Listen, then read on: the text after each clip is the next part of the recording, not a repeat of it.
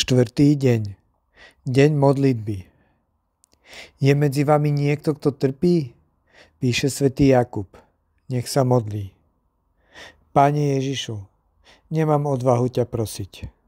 Ako môžeš vyslyšať modlitbu toho, kto sa obracia k tebe len keď niečo potrebuje a potom v každodennom živote je často od teba tak ďaleko?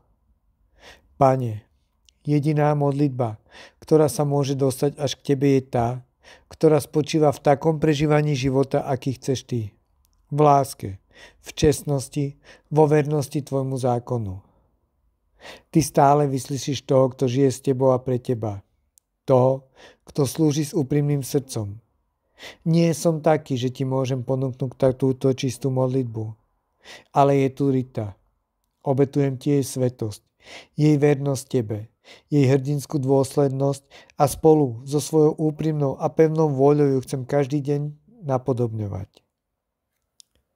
Svätá Rita, nauč ma modlitbe, ktorá ma vie obratiť. Nauč ma dialógu s Bohom, ktorý ma otvára pokojnému prijatiu jeho vôle a nauč ma ochotne slúžiť svojim bratom. Odovzdávam sa tvojmu orodovaniu, aby som dostal od dobrého Boha, ak je to podľa jeho vôle, tú milosť, po ktorej celým svojim srdcom tak veľmi túžim.